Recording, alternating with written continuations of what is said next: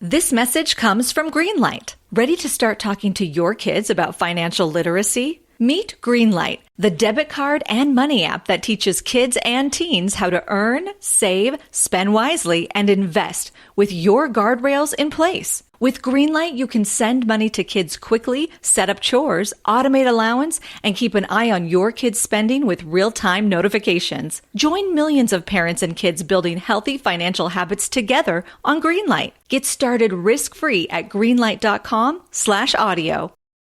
Oh, no, I can hardly hear you.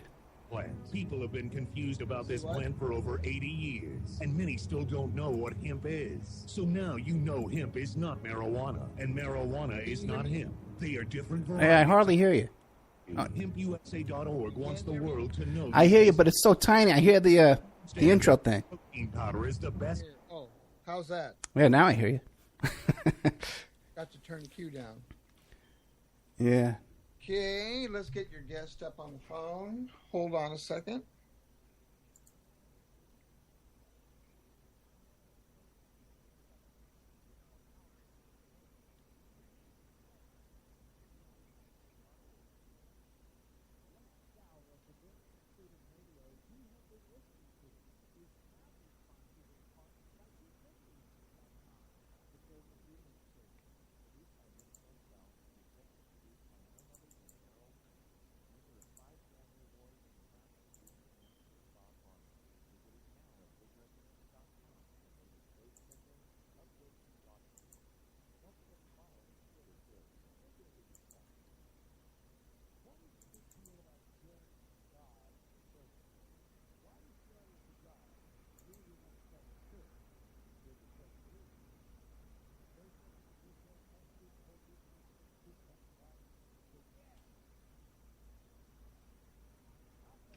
All right, we've got your guest up. Okay, great.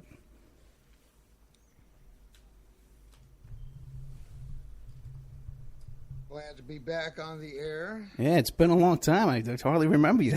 But, you know, gee. Well, yeah, and then you were off for the week before, so. Oh, that's right. Yeah, that's why it feels like so long. Yeah. Yeah. I had that guest host, yeah. Guest host. Did a great job. Yeah, he's a great guy. Yeah. Yeah, he's a big help, man. He's been helping me book guests and stuff, so it's going really good. Cool deal. Well, is Bernie going to steal some super delegates or what? I don't know, man. I don't know. This whole thing is so rigged. Yeah, it really is. So pathetic. Shit. Hillary just makes me sick to my stomach. Yeah, I know. Yeah, I'm so disappointed. Yep. Well, I hope he stays in there and stirs shit up. Well, California's looking good, and there's Indiana's looking good.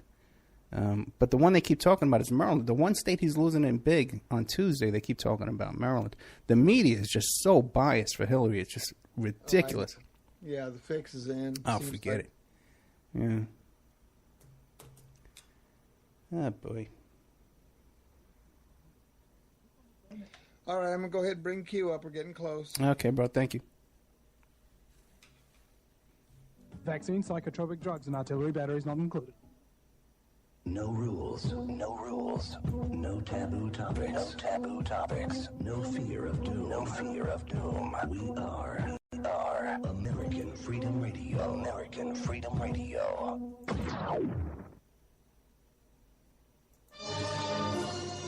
It's the Opperman Report.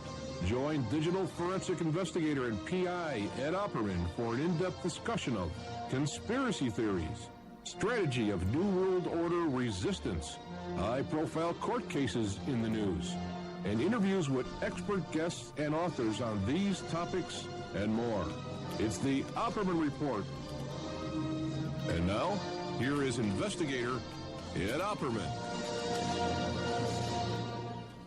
Okay, welcome to the Opperman Report. I'm your host, private investigator Ed Opperman, and this show is brought to you by Remicade for Cheryl. One of our favorite listeners, Matthew Winnicott, has a GoFundMe page called Remicade for Cheryl because they're trying to raise funds to pay for medication that Cheryl needs. You know, there's stuff called Remicade, and it costs a fortune. It's like $3,000 a month. So we're trying to help them out as much as we can.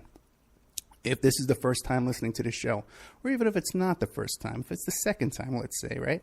You go to OppermanReport.com, and there's a members section there where you could sign up, and you get all kinds of fun, exclusive content on there that you won't find on Friday nights or Saturday nights. Here we go. Okay, got it. Okay, 1 second. Okay.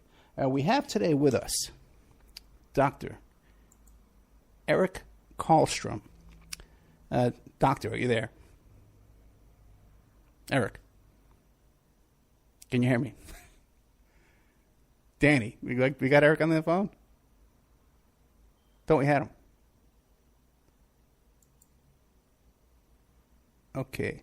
I tell you what, I'll just... we have him on the phone. Oh, yeah. Dr. Karlstrom, are you there? Hello? Yeah, I can't hear him. Can you hear him, Danny? Try now. Hello. Dr. Karlstrom, how are you? Good. Hi, Ed. It's getting a little worried. I just changed phones. Maybe that helped. I don't know. Yeah, now we can hear you really good. I was a little worried there. Okay. Good. So, Dr. Eric Karlstrom, can you tell us a little bit about yourself? Yeah. Well, I was a physical geography professor for 30 years at Northern Arizona University, then University of Kansas, and then the longest stint was at California State University, Stanislaus in the Central Valley. My field is actually physical geography, which is kind of the physical science part of geography, including climate, soils, landforms, and that sort of thing. But I also taught a course there at Stanislaus State called Human Ecology, which got into environmental issues, which I've always been interested in since I love the environment and hiking and climbing and all that good stuff. I retired 2011 and have been, of course, maybe professors just kind of continue doing what they've always done. I've just continued doing research. I've got 4 websites, and my other passion, non-academic passion, is music, so I've been doing as much guitar and banjo playing as I can, plus doing the research for these websites. And the websites are 911nwo.com, which I've been working on pretty much since September 11th, 2001. The other one is naturalclimatechange.us, which plays into my academic specialty of climatology and long-term patterns of climate change, which really is my academic field. And then the third one is waterwatchalliance.us, that has to do with water issues in the San Luis Valley, Colorado, where I live now. And there's a very, very, very large pool of fresh water here, which, of course, could be worth many, many hundreds of billions or even trillions of dollars, depending on where it was sold and for what price. And then my fun music site is erickarlstrom.com.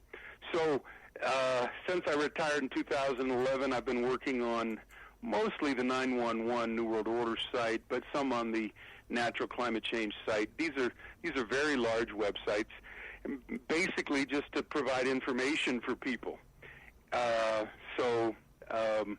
In terms of my research, I would say I've pretty much proven, as well as many others, that 911 or September 11th was false flag, state-sponsored synthetic terror event, and so therefore we're not being told the truth.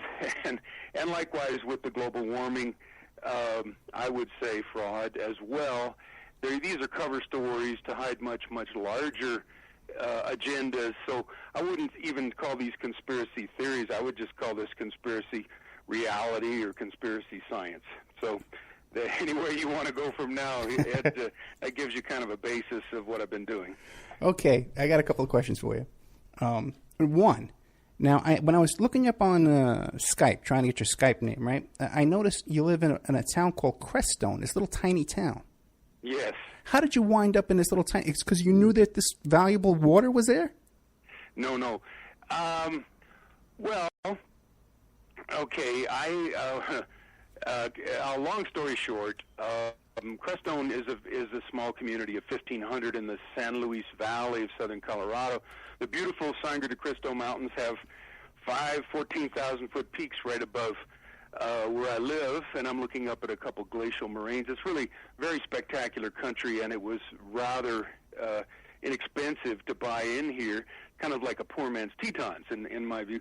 And the way I got to know this place is when I had gone to college back in the late 60s at Prescott College, Arizona. I knew a group of Carmelite Catholics, the Spiritual Life Institute, who were invited to come and form a kind of a hermitage here.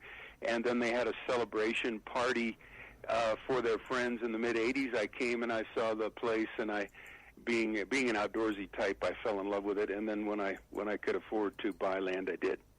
So, and then that gives me, I guess, a little platform. When I retired, I've been working on a rather extended series of articles in response to a comment made by a guy named Tom DeWeese of the American Policy Center, who said, Crestone Baca, Marie Strong believes, is the Vatican City of the New World Order. Small town, 1,500, but we have a kind of a spiritual United Nations of many, many different religions here, invited by the Manitou Foundation, associated with Marie Strong. So I have been working on that to try to answer that question. Is Crestone Baca the Vatican City of the New World Order? In other words, this kind of merger of all the religions into one world religion. So those are kind of my areas of interest. I'm not looking to get rich. I'm not looking even to write a book. I'm just looking to find out what's really going on in the world, and I'm using these websites as a kind of a approach for that. Okay, now you kind of, the impression I get is your starting point, like a lot of people describe it as becoming awake, and your starting point, as far as that goes, was September 11th? Oh, no. As I say, I was in college in the late 60s during the Vietnam War era, and I grew up in the Washington, D.C. area. So, the Kennedy assassination is in my memory. The Cuban Missile Crisis is in my memory. And even at the age of 13, 14, when Kennedy was assassinated, I would, glance at the Washington Post once in a while and notice all these people getting bumped off who were subpoenaed to give testimony.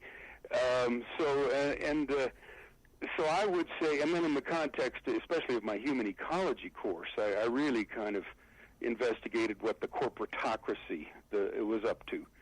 So, no, this isn't. My wake-up was a long time ago, but September 11th kind of galvanized really an immediacy to what in the heck is happening here, because obviously it's not as it was portrayed. At least that was my impression, and then research has shown that to be the case. Now, did you come to that conclusion right away, like the day it happened, or a week later, a month later? Not quite the day it happened, no. Just as kind of, since this is just a, kind of sharing kind of human interest things, Crestone Baca and the San Luis Valley is sometimes called the Mysterious Valley. There was a fellow named Christopher O'Brien, a guy from New York City who was a musician and a bit of a writer. He's written 3 books about all the UFO activity in the San Luis Valley, going back to Skippy the Horse in Alamosa back in '57, I believe. And he wrote a little paper, a white paper that he sold for $5 at the local tiny grocery store. And again, he'd been researching so we call it the cryptocracy, ruled by secrecy, for a long time. And he came to the conclusion in his maybe 20-page paper, which he sold for $5 and I bought, he came to the conclusion that the CIA and the Mossad were behind the September 11th attacks as a false flag. And by golly, my research and that of many, many others more or less bears that out. So I guess in terms of the 911 thing, then I got a local guy here who knew something about computers to help me set up a Google Pages website, and I wrote an article. The following year, Reflections on the Origins of 911, 3 Scenarios, which is kind of a 60-page academic-style paper. lots of references and that sort of thing. In which I came to the conclusion, based on the information that I could find, that it was an inside job. So that was 2002, and I've been kind of plugging away on it ever since. That's interesting. And, since you were working, in academia, did you have any kind of blowback from the colleges? Because I know some professors got a lot of flack. Did you? I think they just did their very, very best to ignore me. Really? Okay. I was teaching at a very conservative part of California in the Central Valley, a lot of kind of Republican Bible Belt area, and my views probably were not widely shared. Even on the climate change thing, I was the Lone Ranger there too. All the other professors were teaching the students that humans were causing this, catastrophic global warming, and I was the guy teaching climatology, and I said, no, we're not. In fact, it's been cooling since 1998, and something else is happening here. It's called propaganda. So, and then the students would say, well, Dr. Karlstrom, Dr. So-and-so told us that humans are causing catastrophic global warming, and you're saying that's not true. And I would say, well, I guess this is just an opportunity for you to use your critical thinking skills and look at both sides and come to your conclusions. So it's your position that it's not man-made climate change, or that there's no climate change at all? Well, as somebody who's taught climatology and quaternary environments, which is the last 2 or 3 million years of Earth history, which includes the ice ages, of course, I'm very, very well aware of, and as an earth scientist, I'm well aware of how much climate has changed over time. There's a basic flaw in the rhetoric, and that is that there's a confusion, I think, between weather and climate. Weather is the day-to-day changes in temperature and moisture and wind and caused by the day and night, the rotation of the Earth on its axis, and the seasons, the tilt of the Earth's axis, and then climate is average weather, maybe changing on 30-year means. And, climate and weather are always changing. And it's a very, very complex system. And to boil it down to one tiny little trace gas of carbon dioxide, and we don't put out the most of the carbon dioxide, which, by the way, is a greenhouse gas, but it is the basis of photosynthesis. The more CO2 we have, the more plants, So we're in a very strange position of wanting to cut back CO2 when CO2 helps plant production, as any greenhouse person would be able to tell you. So anyway, yeah, of course climate is changing, but what has happened is it's turned into kind of, because it is confusing, it's turned into a big political, opportunistic thing for the ruling elite that wants to control economic activity, because of fossil fuels, which of course emit CO2 as a byproduct, that comprises 85% of all the world's energy. So if you can tell people, okay, carbon dioxide is destroying the planet, it's your responsibility to stop, driving, don't heat your homes, whatever, or pay us taxes if you're going to continue doing that. Well, this is an opportunity for the UN and other elites to control all economic activity, and most particularly to deindustrialize America and the other industrial countries, which has been the goal, it seems, for a long, long time, because they want to level the playing field and bring the United States down. After World War II, the United States, with 5% of the world's population, had 50% of the world's wealth. And there were a lot of jealous countries, as far as my research shows, and especially England, which, of course, has been in close cooperation with the Council on Foreign Relations, the CIA, and the Eastern establishment for a long, long time, and to the extent that we basically have been, kind of dancing to their tune, as far as I can tell, with the Tavistock Institute of Human Relations as the world's brainwashing center in near London, etc.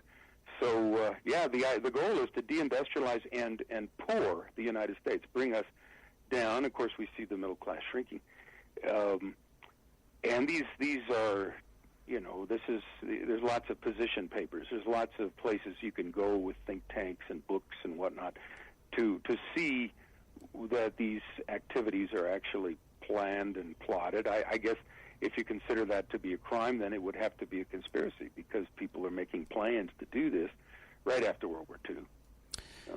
Now, you brought up Tavistock, okay? Why don't you describe to us exactly what is Tavistock? Well, Tavistock Institute of Human Relations, as I say, has been called the world's brainwashing center. It was formed right after World War I. Some say Dr. John Coleman, who wrote the first really good authoritative book about the Tavistock Institute in, I think, 2006 or 2008. John Coleman was an ex-MI6 agent and a PhD in political science. And so a lot of good information in there about the history of Tavistock. And what he'll tell you is that it formed right about the time of World War I. There was a brigadier general named John Rawlings Rees, who also was a psychologist and was head of the British Psychological Warfare Division. And these guys teamed up with some psychologists, including Sigmund Freud, the father of psychoanalysis, and the idea was that, wars are fought in the minds of men, and so therefore we have to be able to change people's perceptions. We have to learn how to do this. It's more cost-effective than sending soldiers. And one of the first projects they did was they looked at soldiers from World War I, British soldiers who had suffered from shell shock, which we call now post-traumatic stress disorder. And their minds were shattered by the trauma of war. And so they decided to have a project to see what caused the minds of these soldiers to split. Now, their goal was not to heal the soldiers, to make them better. It was to figure out how to split a mind and do that to the public mind, do that to individuals and to the masses, in order to get the public mind kind of to be shocked, dissociated, traumatized, terrorized, so that they could then come in and manipulate those fearful masses and convince them to, for instance, go to war with Germany in World War I and World War II. They really used this information to good effect in the United States and Britain to get the Americans to rally against the Germans, which is amazing when you consider how many Americans have relatives who are German. But the propaganda was good enough so that American soldiers were willing to go and lay down their lives to fight these purported monsters.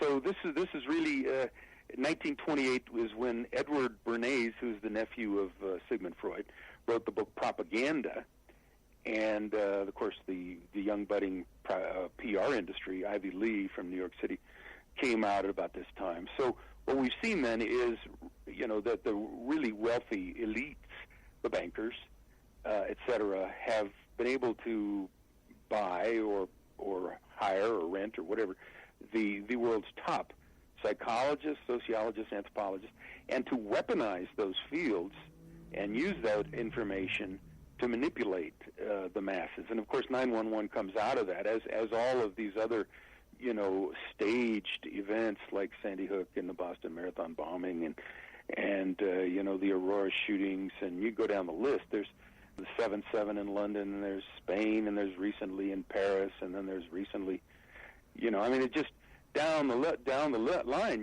because if you can traumatize the public and get them afraid, then you can get them to give up their liberties. And as our good old Ben Franklin said, those who would give up a temporary would give up an essential liberty for temporary security deserve neither liberty nor security. And that's where we are now. We're being scared to death with all these contrived events.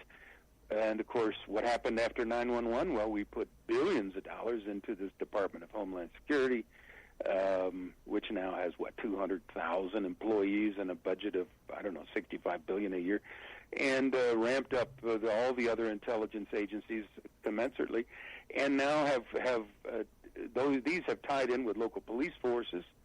So we now have an American Gestapo, Stasi state, in a sense, and it's extended across the world. So all of this is, I would say, Tavistock. It's coming from Tavistock, and then through all its feeder associate organizations like the Stanford Research Institute and MIT's and Wharton School of Economics, and there's just, if you go into John Coleman's books, there's hundreds, thousands of think tanks that are affiliated with Tavistock, and Tavistock is very much associated with the intelligence branch like MI6 and CIA and Mossad and down the line, So it's really a way to control the behavior and the attitudes and the thoughts of the masses. Now, Thomas Jefferson said, the nation that wants to be ignorant and free wants what has never been and can never be.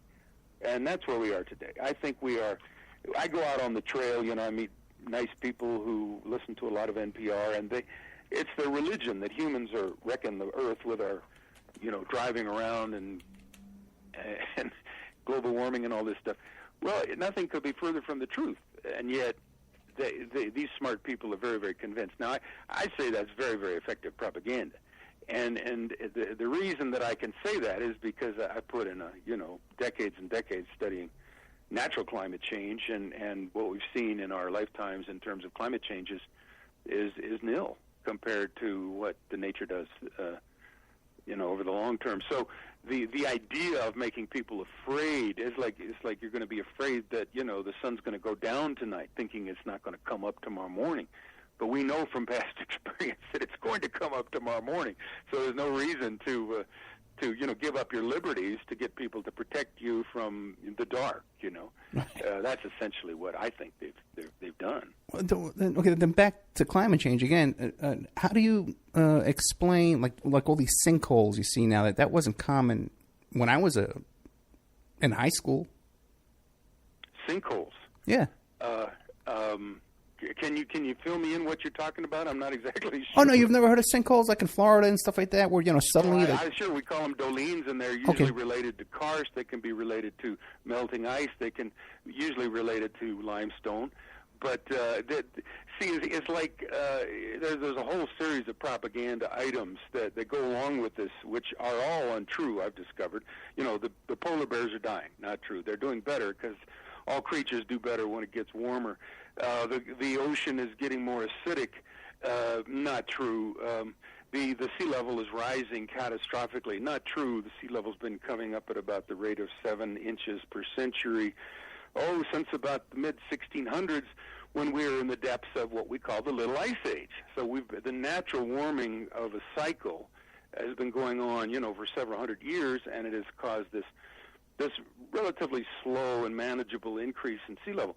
So all of these factors, which we're told over and over again are catastrophic, are in fact nature. Every year the ice melts in the springtime in the northern hemisphere, and every year the ice melts in the springtime, our fall and their springtime in the southern hemisphere. So, it's so easy to fool people on these things because most people are not conversant with the Earth and its many, many complex systems, and the most complex of all, really, and the field out of which chaos theory derives is meteorology and climatology. So,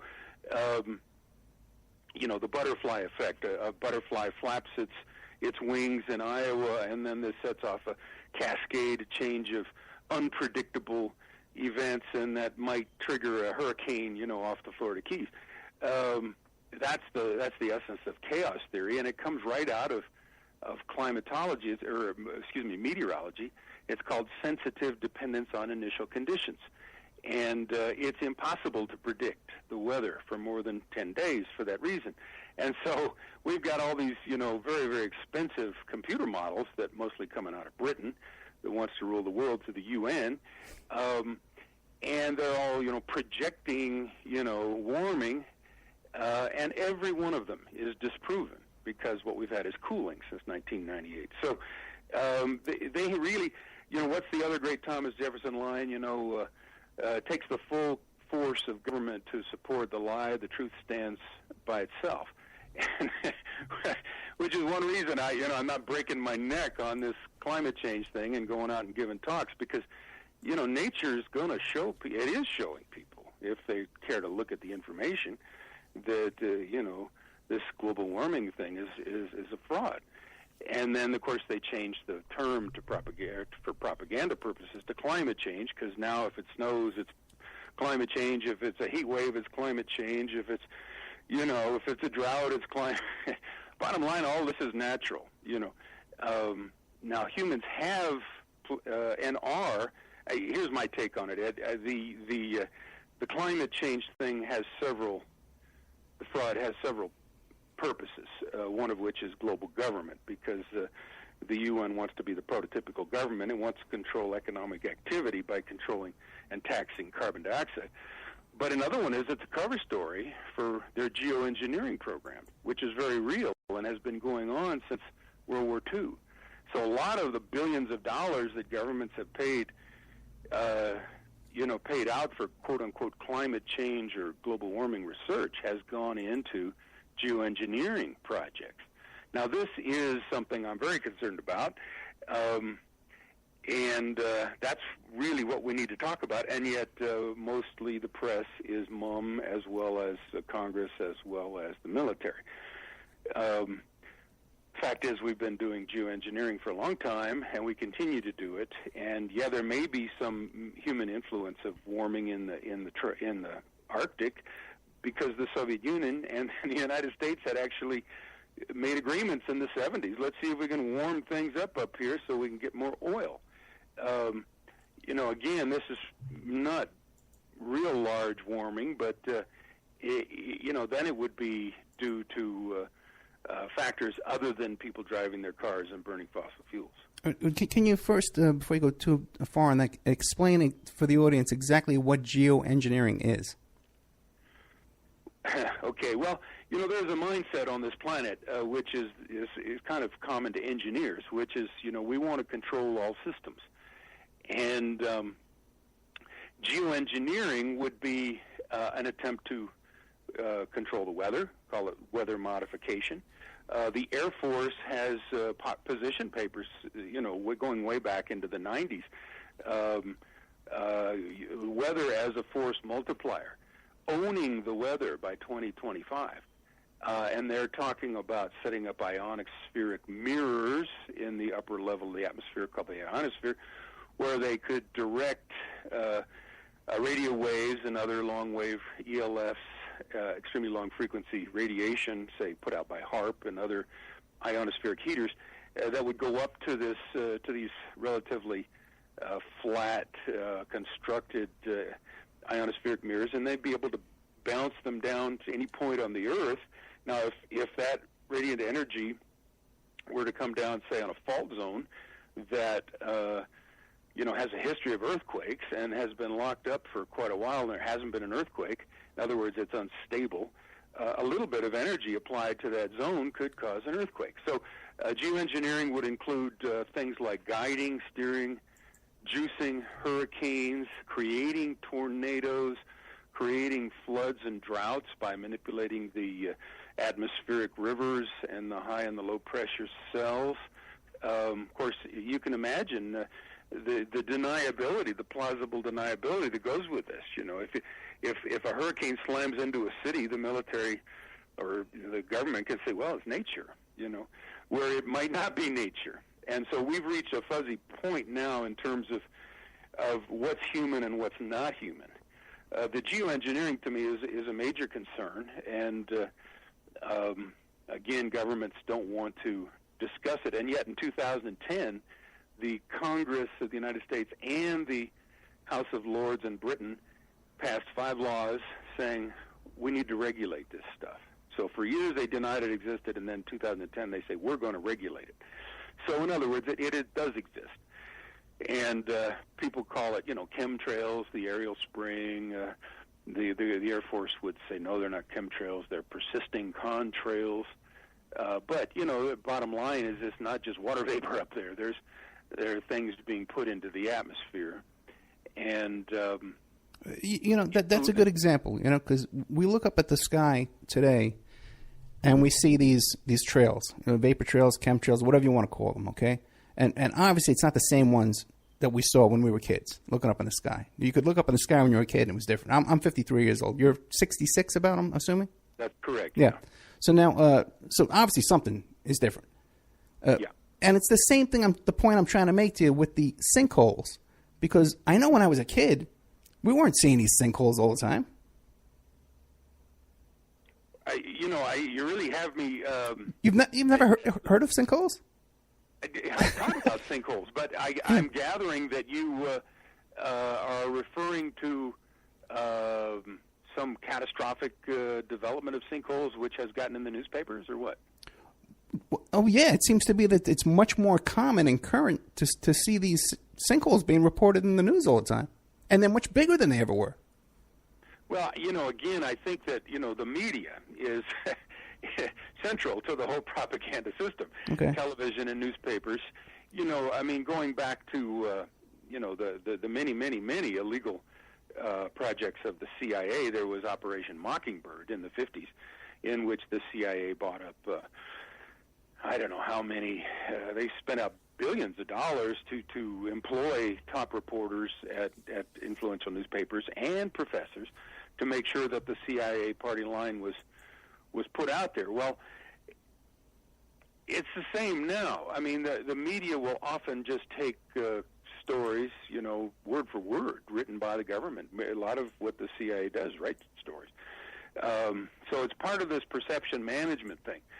And again, I had my students coming in talking about, in my climatology class, about the catastrophic rise in sea level, and I say, gee, that's interesting. And then I'd go to the world expert on sea level, Nils Axel Morner from Sweden of the International Quaternary Association, and he said, no, I've been all over the place, and sea level's rising about the same rate, on average 7 inches per century, as it has for the last several centuries. So, you can show ice melting on pictures in newspapers and magazines and give people, create the impression that something catastrophic is happening. You can put a camera on hurricanes and then have Dan Rather standing out there hugging a pole, say, oh, climate change. Well, but if you actually look at the data, and look at the number of hurricanes per year, there hasn't been an increase in hurricanes in the second half of the 20th century or now. In fact, it's slightly the other way. So again, going back to the statistics, going back to the data,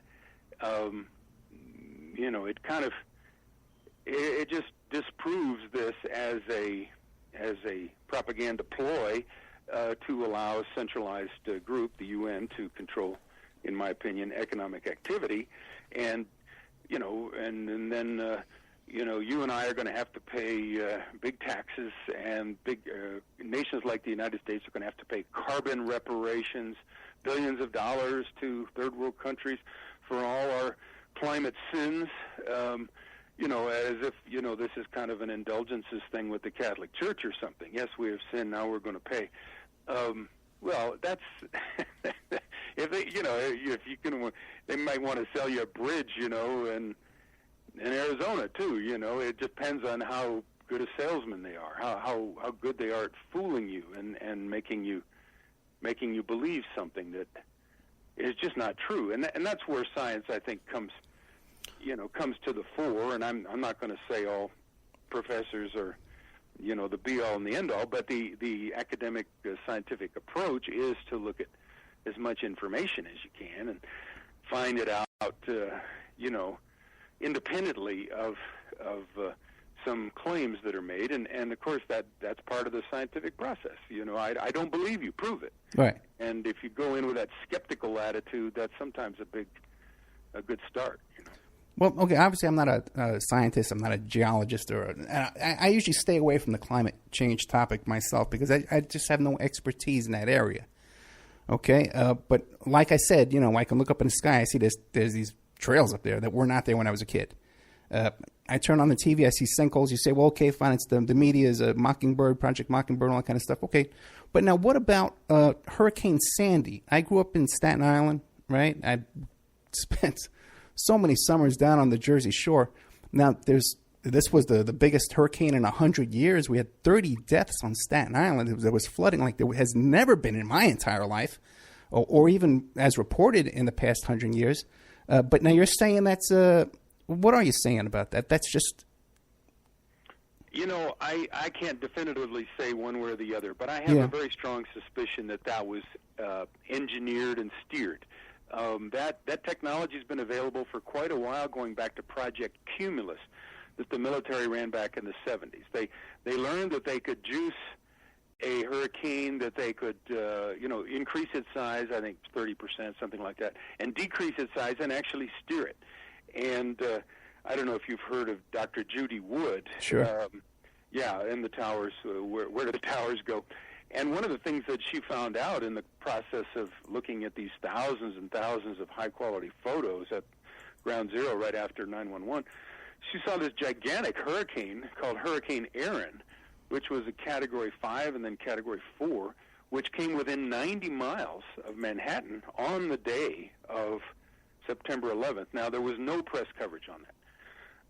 And then it came within 90 miles, and then it veered off up towards the northeast, towards Ireland, and off into the Atlantic. And, I think that, she would make the case, and I would probably agree that one was steered.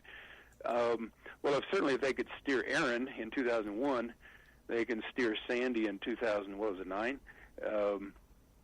So I have to say I'm not sure, but I'm saying the technology's there.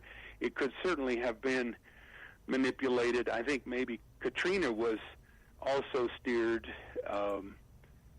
Again, this fuzzy line that the military has in doing operations at home, where they do a lot of experiments on American guinea pigs, versus overseas. I mean, it's a very blurry line if you look at the past record of the military, using American subjects and that sort of thing. I can't say for sure, but that was certainly my gut level. And, you can't chase down every single event. Fortunately, there's a lot of people looking at these things, but I didn't spend a lot of time with Hurricane Sandy. No, and I only bring it up because I'm from there, And whether it was man-made or natural, it was catastrophic for the people involved, and that's the scary thing, is that humans are now an agent of change, I think, or can be in these geophysical areas. And there's documents by guys named Glenn McDonald, who's one of the Jason group of physicists, I think, from UCLA, who said, we can use the weather and the Earth as a weapon. And here's how you do it. You find areas where there's instabilities, and you add a little energy, and you push it over a threshold, and then, now you've got an earthquake, or now you've steered the hurricane, or whatever, In other words, physicists, this is geoengineering, trying to control Earth systems. And humans being very clever, and the military being very clever with lots of money, have figured out a lot about this. Now, on my naturalclimatechange.us website, for those who are interested, I did a PowerPoint presentation, 2011, for a panel discussion at the Commonwealth Club in San Francisco, and it's called Man-Made Climate Change in the Skies. And in that PowerPoint, I give the history of weather modification, patents, laws covering this sort of thing, and geoengineering. So if people are interested in kind of getting a basic introduction for what's been done, I mean, this certainly goes back to World War II. The British were involved in experiments on their own people, as well as with the Germans during the war, and then Americans as well, right in the 40s and 50s. The Weather Modification Organization was started in the United States in 1950. So that's how long, and then seeding the clouds and that sort of thing. That's how long they've been doing this sort of thing. So if you are a district here in where I live, in the San Luis Valley, where we get a lot of drought, you really can look over at your neighbors up in Gunnison and say, what are you guys hiring these weather modification companies for? It could be that the water you're getting with those those hail cannons in the winter that you use, that would be going here. But no, you've got it over there, so you have a better ski season. And the ski areas have been, Colorado been doing this for a long time. The Denver municipal area wants to keep water coming to their area, so they've been modifying the weather. So there's no question there's a commercial aspect to this. There's companies in Asia that will, take your money and tell you that they can, stop a hurricane. Or make it stronger, whatever you want, Yeah, remember they had that old movie, The Rainmaker, right? He used to come to town and get you remember that movie, right? Well, yeah, that's what's funny about the weather. It is very, very sensitive, and who knows whether these charlatans have that kind of power. Maybe some of them, had some juju to do that. I don't know, Now, explain to me, because the distinction, because you say geoengineering, okay, we can control the weather, but then on the other hand, you're saying climate change doesn't exist, and man cannot change weather, but only through exhaust fumes? Well, see, this is Yeah. why. No, that's not exactly what I said. Okay. This is why it's so difficult to talk about these things. Certainly, I would never say climate change doesn't exist, because I taught about climate change. Climate always changes, and weather always changes. The question is, what are the main climate drivers? Now, if you go to all the these models, these very, very expensive computer models that the British government and the American government and various meteorological places have put together, in the assumptions for these big computer models, they will assume that the main climate driver is the amount of CO2 in the atmosphere.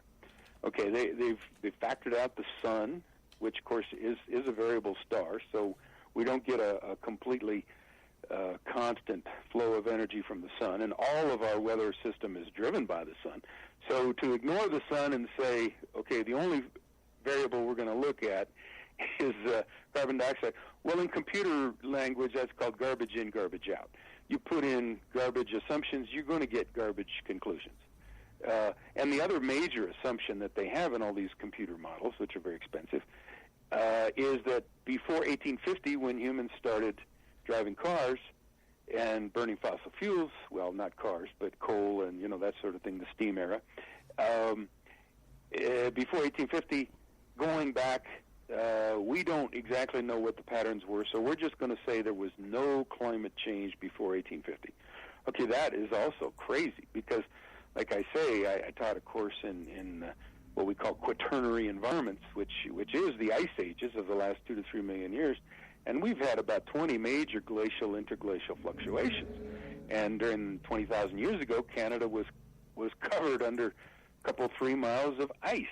Now, I'd say that's some serious climate change. And then at that same time, of course, that water had to come from somewhere. It came from the oceans. Sea level was 300 or 400 feet lower 20,000 years ago.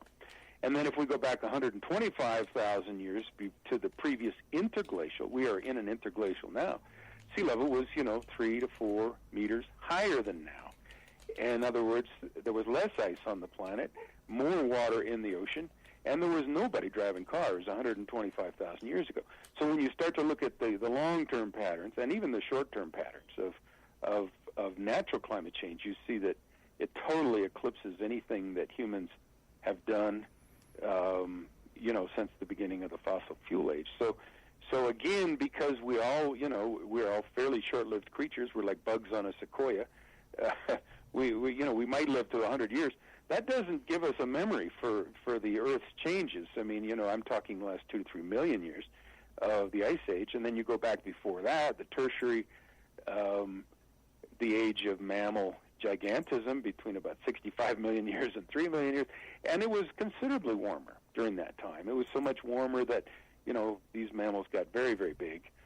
Basically, warm is good for plants and animals. When we had the middle of the present interglacial, about 6,000 years ago, 4,000, we call it the climatic optimum because, again, plants and animals thrive when it's warmer.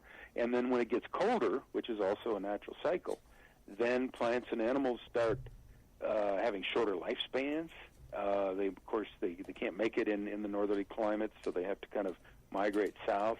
You get more species extinction. So basically, the whole idea that warming is catastrophic is wrong because, again, CO2 is good, warming is good. And rapid cooling, however, is shorter growing seasons, less agriculture, less food, can't support as many people. So, again, this is the basis of propaganda. You repeat the lie over and over again so that people know that it's true. Well, again, it's just not true. I mean, that's why we need to hold on to some semblance of a scientific skeptical mentality so we can check these claims against reality. I like warm weather. Okay, and I moved out west. I live in Vegas now. Okay. That's right, exactly. Those people from Staten Island are moving down to Florida and Las Vegas. You want to laugh. When I moved from Staten Island to Las Vegas, and it was brand new construction, the first neighbor I met was from my neighborhood in Staten Island. Okay. We would have went to the same high school. That's how close we lived. But now, and one thing though, and then we can move on from climate change, is living here in Vegas now, okay, for some reason, now there's flooding here. We have flooding. But they are building incredible amounts of flood channels and basins to collect flood water. And it just seems like they're preparing for something. Now, would you have any kind of insight on that? I would only have my impression, Ed, and that is that you might just call it xeriscaping. I mean, they might just be planning to catch and use every natural drop of water that falls. Xeriscaping means landscaping for a desert, and you really are a desert. You have 2 to 3 inches, 4 inches of rain a year. Yeah, that's true desert in Vegas. And I would hope that they're just being smart and they're figuring out how to collect every single drop of rain that falls and use it, because all these cities we have out west, where there is less precipitation than evaporation west of the 100th meridian. John Wesley Powell came out in 1869 for the U.S. Geological Survey. He went down the Colorado River. He looked around how dry it was in Arizona and Colorado, and Utah mostly, and Wyoming, and he said, "Stay east, young man. There is not sufficient water to supply these lands." And obviously, we didn't stay east, and obviously, our cities keep growing, but we do have some big water issues looming. Places like Phoenix and Vegas and whatnot, where they just kind of grow like there's no tomorrow, and like it's back east, and of course they have to water the lawn, they have to water. All that has to come mostly from groundwater, or else be brought in from elsewhere, from the mountains and canals and whatnot. We're that's why this business of weather modification is lucrative for these companies that are, seeding clouds and trying to bring some precipitation to certain areas.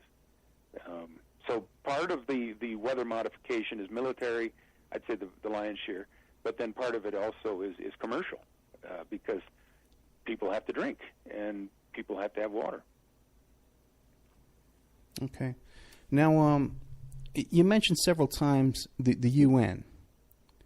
Now, it's your position that the UN has more is autonomous from the will of the United States? Well, yeah, that's a debatable issue. How autonomous is it from the United States? I think that they have their own structure, and they have kind of their own history and their own agenda. Now, one of the things that I'm really concerned about is United Nations Agenda 21, which was unveiled at the 1992 Rio Earth Summit, as the way the 21st century was going to be completely changed and redesigned. We're going to redesign the economics of the world, the way we live, etc., because we all have to get together to save the planet from, our damaging effects. There was an enormous propaganda push that led up to this, which had to do, they brought in the Dalai Lama and Sting and all these great musicians, and it was all kind of peace and love and flower children at the Rio Earth Summit, and all these, indigenous tribes from all over the world, banging their drums and everything. And in a way, you could look at this as kind of a way to sell a new vision for the world, which, the top people would like to usher in. That has to do with scaling back the industrial countries, pouring them, you might say, destroying the middle class, I think. This has been a big UN project. Now they call it UN Agenda 2030 because they want to get this implemented worldwide by 2030. Now, this was not passed in the Congress, but it was adopted by the president in 1992 or 3. First George Bush, who was going out, adopted it, and then President Clinton had a presidential advisory committee on Agenda 21 or whatever. And so most of the recommendations have been adopted as soft law. This is now being implemented by all our federal agencies. Personally, I think that there is a definite clash of philosophies between the United Nations Declaration of Human Rights and Agenda 21 on the one hand, and the U.S. Constitution on the other. Basically, I'll stick with the U.S. Constitution any day because it says our rights are given to us from God, they're inalienable, and it has a Bill of Rights. The United Nations says we decide what your rights are, and we can change our minds next week, and then your rights are going to be different. Well, that's perfect formula for totalitarian despotism, which, the United States, with its great experiment as a republic, has tried to ward off. So I see the UN as kind of warm and fuzzy looking, but I don't see it as warm and fuzzy at all. I see it as a prototypical one world government, which would be totalitarian, and would be probably worse than what Stalin or Hitler did. So I'm not for it. So you're not for the UN at all? You would disband the UN? Oh, absolutely. In fact, I've got a little sign on my little shed here. This is a UN-free zone. Yeah, everything I've read about the UN is it's okay. Again, Tavistock's coming from Britain. The British, used to rule the world. They had all their colonies, and 53 of them turned into kind of independent states after World War II. This would be the British Commonwealth countries. But the deal was they all have to vote with Britain in the United Nations. So now you've got 54 votes on Britain's side compared to every other country of the 195 or something has only one vote. So the UN I see as a restoration really of British control over the earth. However that morphs. Now that said, America and Britain have been in lockstep for 100 years. We call it the Anglo-American Alliance. So all our wars have been fought with Britain. Britain has given us our CIA, has given us our Council on Foreign Relations. It's given us, there is this across the pond seeing eye to eye, and I think it mostly is at the level of the upper financial, people. No, I think the United States should hold on to the Constitution and the Bible and stay away from the United Nations because freedom and liberty and that sort of thing, very democracy, even very fragile thing, and our founding fathers knew that. Got a commercial break coming up. We're with Dr. Eric T. Karlstrom. One of his websites, the one that I have pulled up, is 911nwo.com, but also, too, why don't you say them real quick? Naturalclimatechange.us. Naturalclimatechange.us, very extensive. Waterwatchalliance.us, and just my name, erickarlstrom.com. That's right, because you're also a musician, correct? Yeah, I'm trying to be a musician. I would, if I didn't think this other stuff was so important, I would just want to play the banjo, But I have to split my time as it is. Well, you're not giving up. That's good. Okay, we'll be right back after these messages with more of Dr. Eric T. Karlstrom.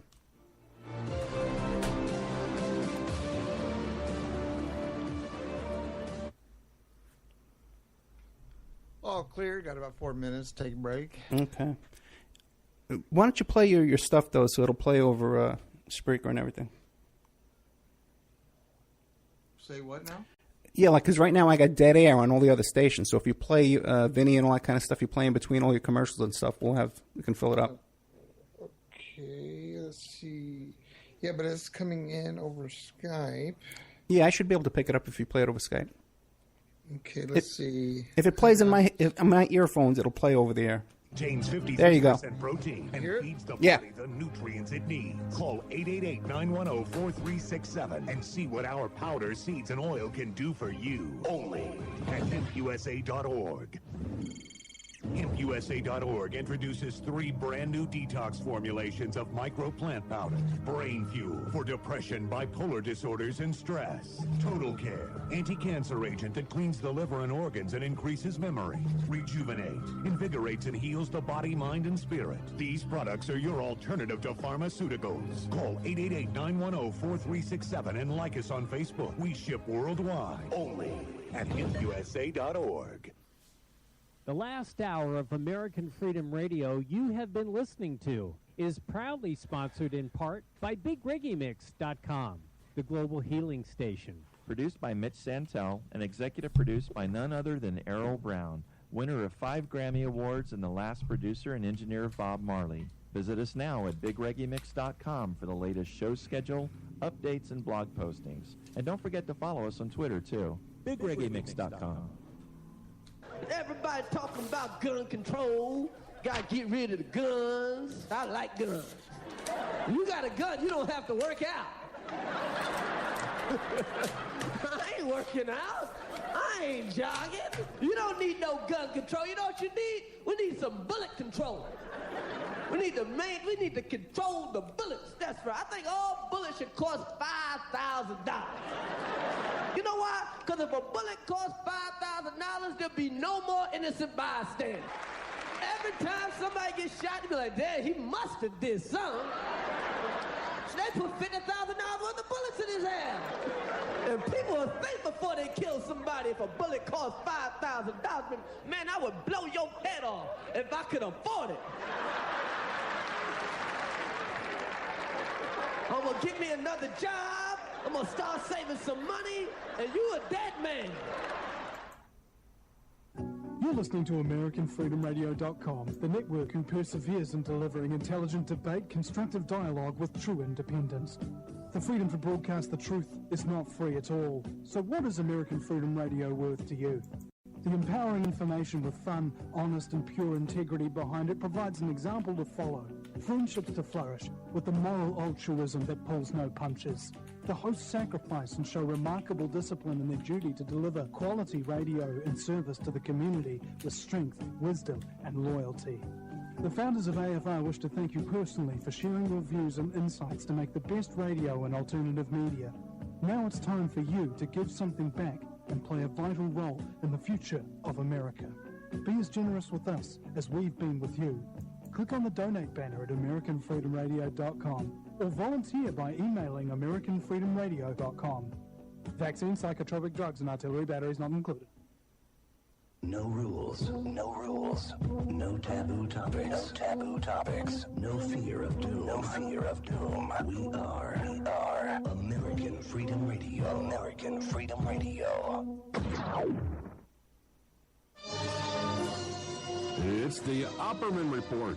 Join digital forensic investigator and PI Ed Opperman for an in-depth discussion of conspiracy theories, strategy of New World Order resistance, high-profile court cases in the news, and interviews with expert guests and authors on these topics and more. It's the Opperman Report. And now, here is investigator Ed Opperman. Okay, welcome back to the Opperman Report. I'm your host, Private Investigator Ed Opperman. And this show is brought to you by emailrevealer.com. Go to emailrevealer.com. You get a copy of my book, How to Succeed as a Private Investigator. You can also order any kind of PI services, asset searches, infidelity investigations. Check us out at emailrevealer.com. Also, one more thing, too. If you listen to the show, if you go to Spreaker.com, Opperman Report, and you follow me on there, whenever we do a show, you'll get an email notification so you'll know when we're going live on the air. So that comes in handy for you. So Spreaker.com, Opperman Report. We're here today with Dr. Eric T. Karlstrom. We're talking about Tavistock, mind control, weather control, climate change, and all kinds of wonderful stuff. Doctor, are you there? Yeah. Give me an idea. Where do your politics stand? How would you describe yourself, your political viewpoints? Yeah, well, I'd be glad to answer that, Ed. Let me just read, if you don't mind, this quote by President Lyndon Johnson. A long time ago said, "Control of space means control of the world. From space, the masters of infinity would have the power to control the Earth's weather, to cause drought and flood, to change the tides and raise the levels of the sea, to divert the Gulf Stream and change temperature climates to frigid." Okay, so, that's going back to probably the 60s or so, maybe even earlier. So this stuff is not new, but it has been kept really mostly out of the press, and so that's why I agree with this guy, Michael Crichton, who wrote, I think, the book called State of Fear. He's saying the biggest challenge facing modern man is to distinguish reality from propaganda or fantasy. And it's not easy because of this propaganda system. But going back to your question, and that's where, radio shows like this, I think, can play a very important role, because it's an alternative media, so we can hear other views, which is absolutely essential. In terms of my politics, I would say I was always kind of on the Democratic left-wing side. But now I've begun to realize how controlled both parties are, and I see maybe the greatest opportunity for making some progress at the local county level or maybe city level. I kind of, I don't have much hope for the presidential candidates. I think they're all manipulated by the same powers, and the Republicans are harder on the middle class, that's for sure. And since I would like to preserve the middle class, I tend to vote Democratic. But I don't see. So yeah, I know, it's a depressing question, Unfortunately, yeah. It is so discouraging and so depressing. But now you said you're usually Democratic, left wing. So between Bernie and Hillary, obviously, where would you go there? Well, there again, I mean, I think I think Hillary's pretty compromised, pretty dirty. Yeah. I've always been more impressed with Bernie, but. Again, I don't think the powers that be are going to let us choose that. It's going to be Hillary, I think, but we'll see. In Colorado here, they wouldn't even let the Republican caucuses vote. Yeah. They said, "Okay, we're not going to let you vote. You're gonna have Ted Cruz as your candidate." Well, that means our democracy is pretty gone. If you can't even go through the motions anymore, they just say, well, then we have just a dictatorship, I think. So it is depressing. Yeah.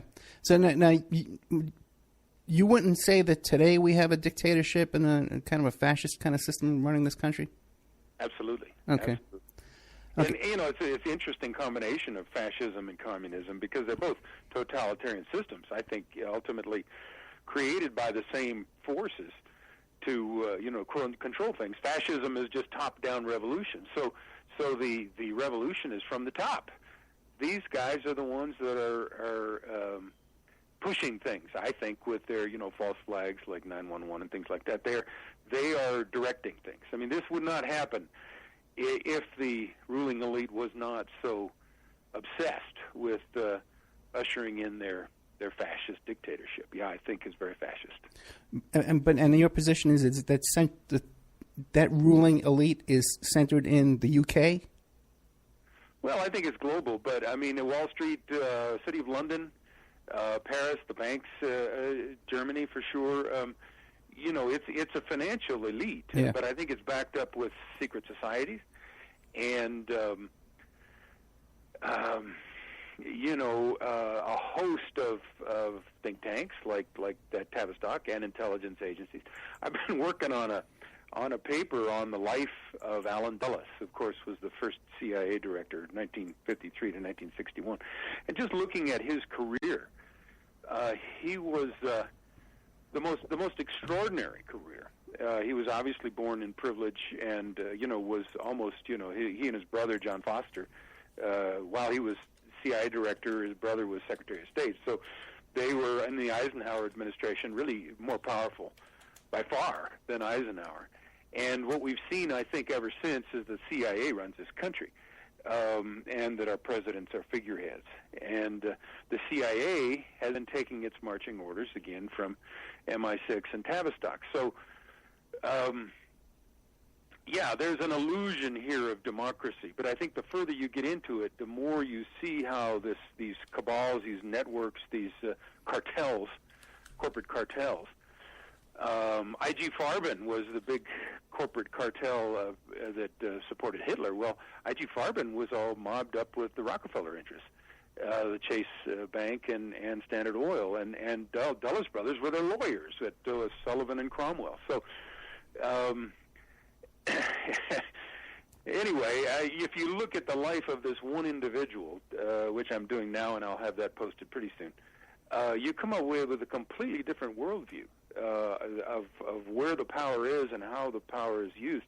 Certainly intelligence, think tanks, bankers, follow the bouncing ball. It's international. I mean, really, from what I get is that the British bankers and the American bankers set up Germany and Hitler to be the fall guy in World War II because they wanted the Germany to neutralize the Soviets.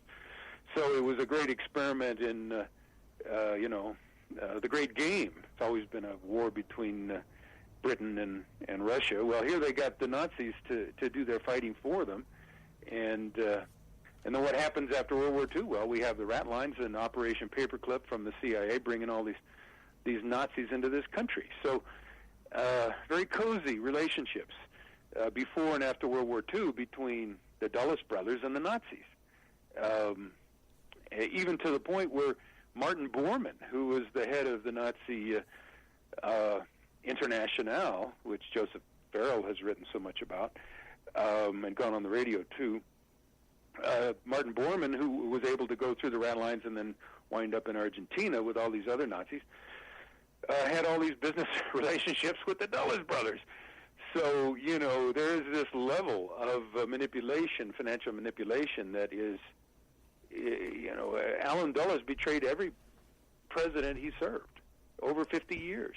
And there's a lot of indication now that he was kind of the CEO of the assassination of John F. Kennedy. Mm-hmm. And then, of course, he got right on the Warren Commission and covered the whole dang thing up and said it was Lee Harvey Oswald, it was a lone nut. So, I mean, once you start to see how power really works and how it is invested in a very small group of people who seem, because they're part of the team, they pull these things off. I mean, Dulles brothers were working with the Rockefellers and the Harrimans and the Bush family. That was the very, very active group that was, arming Hitler before World War II and profiting by all their business relationships with the Nazis. So, once you realize that the CIA has basically been running this country ever since Allen Dulles, and that our democracy is somewhat of a charade, it changes your worldview, and it's hard to get excited about Democrats or Republicans. Yeah, I hear you, man. A couple of things, because there was a question in the chat room before, and you mentioned this thing about Lyndon Johnson and controlling space.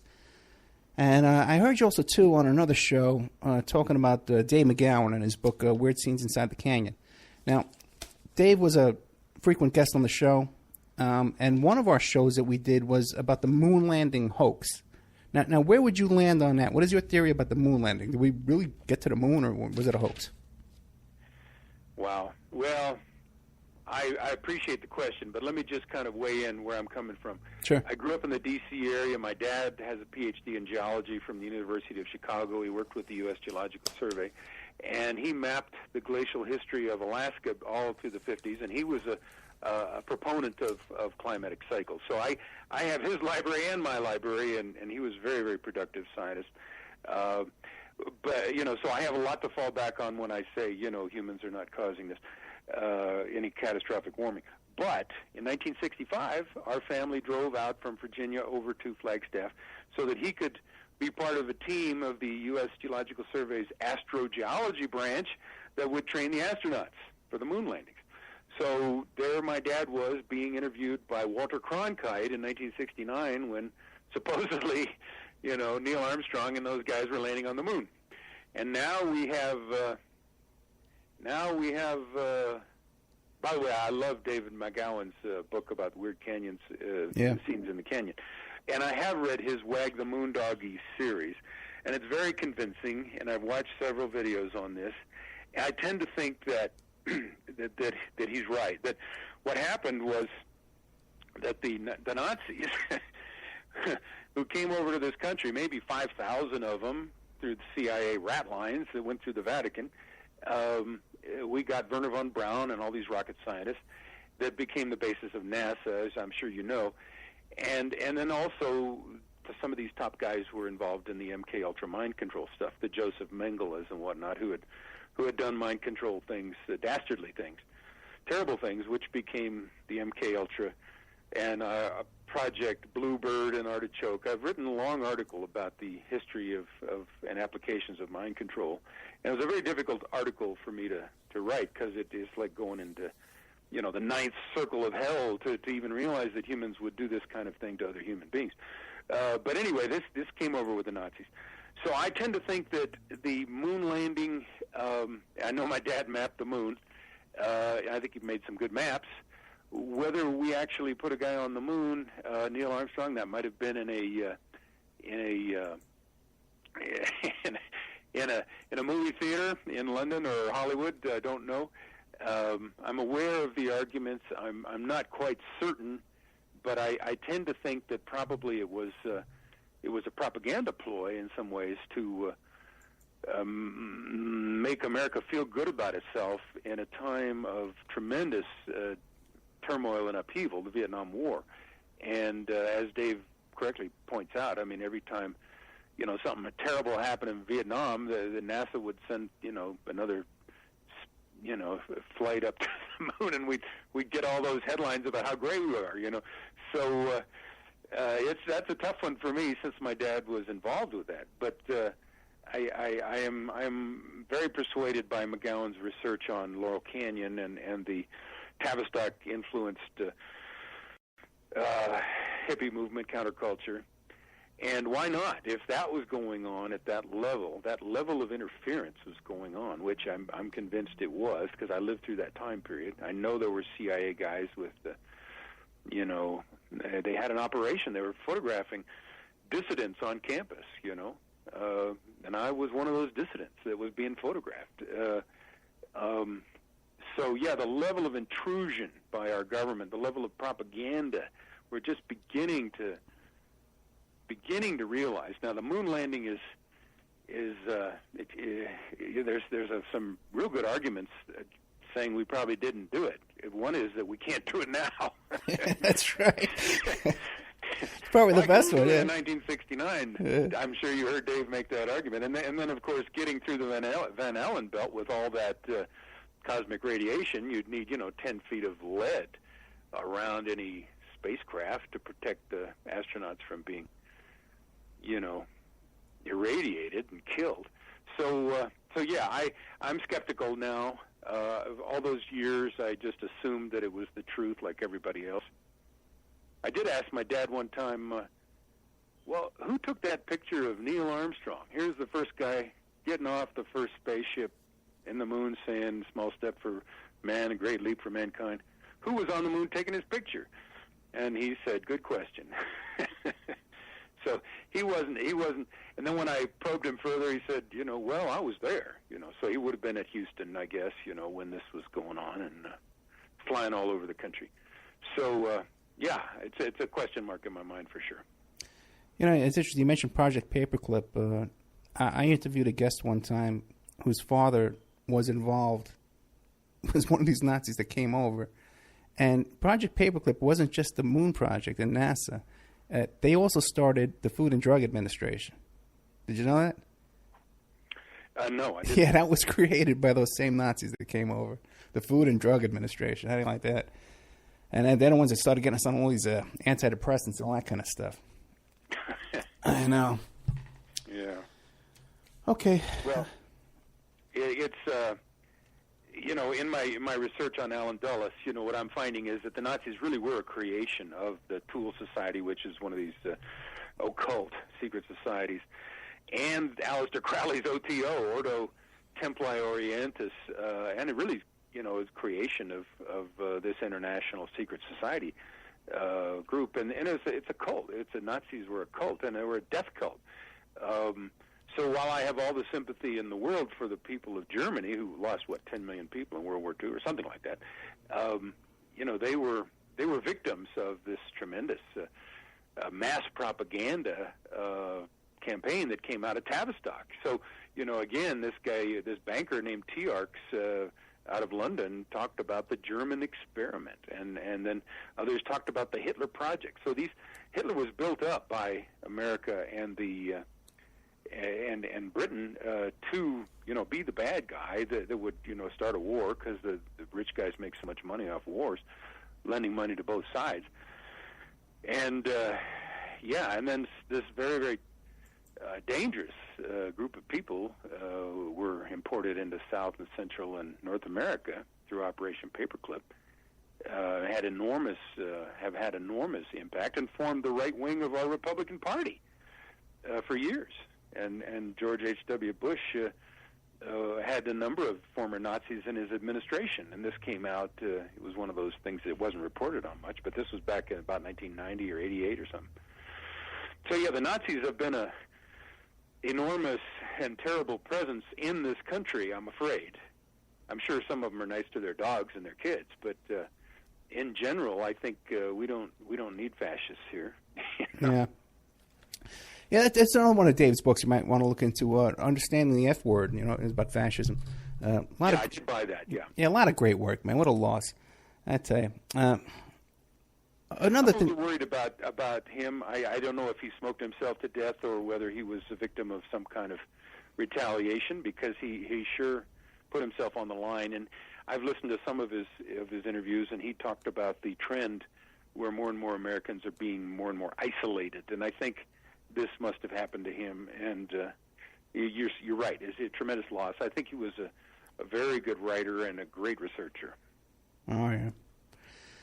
Now, again, you mentioned Crowley, and you mentioned, I know a lot of your work is on cults as well.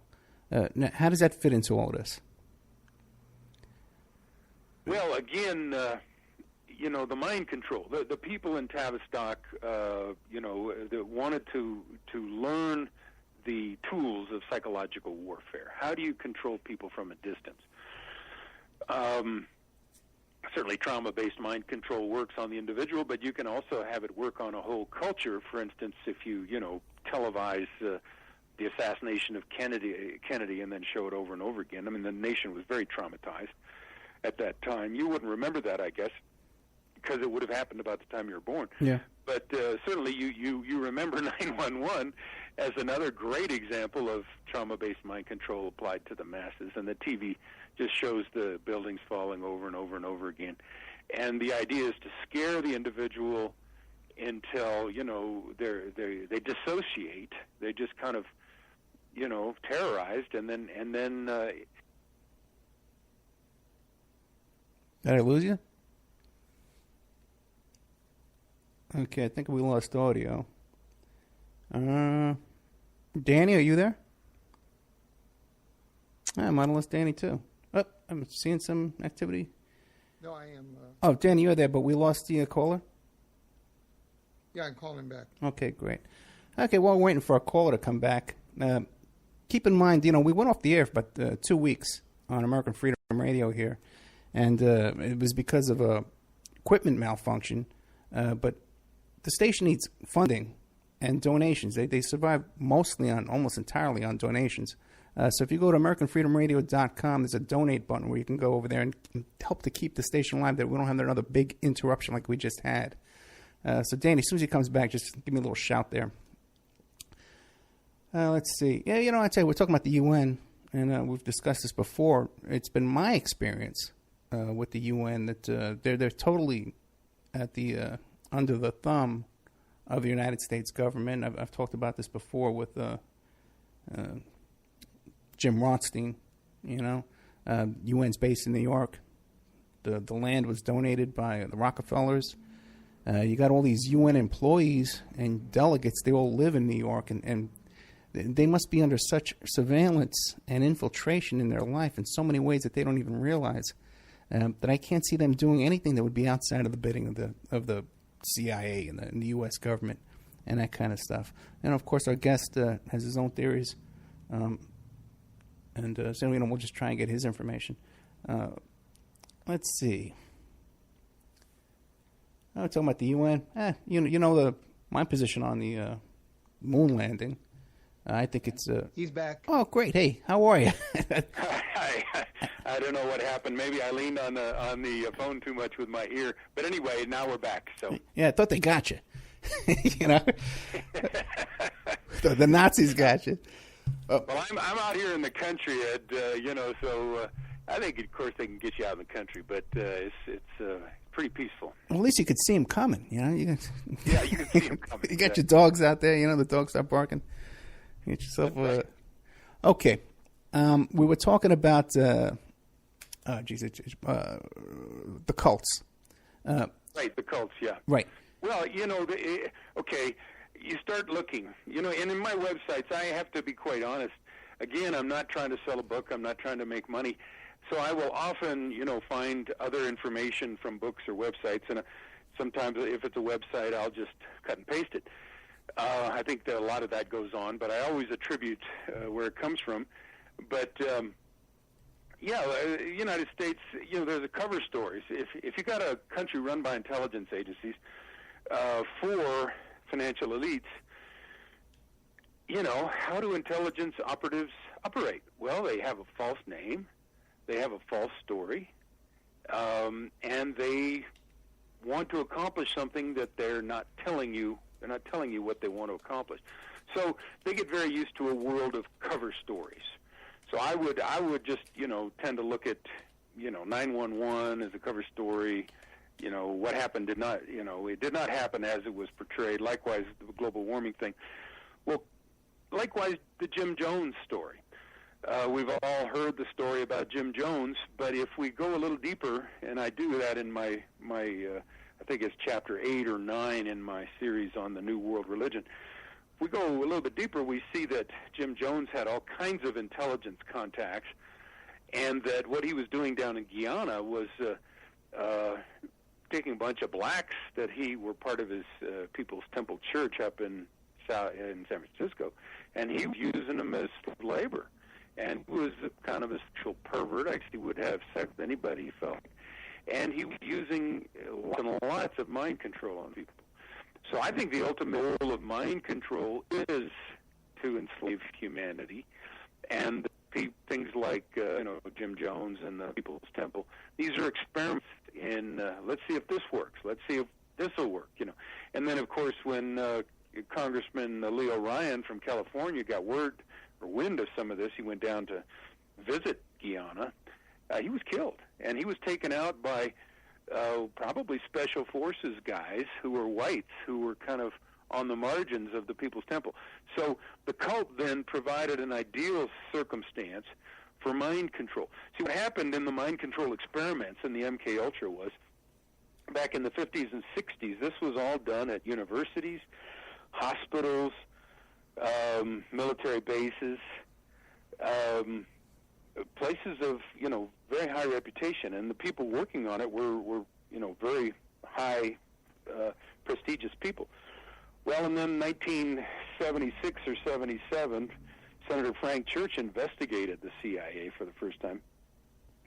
And, it came to light that over 10,000 illegal operations had been committed between 1947 and 1977.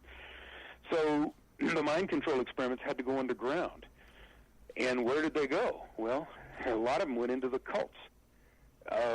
Many of these cults are created by the CIA. Now, I would take the position that a lot of our shooters are MKUltra or Project Monarch victims.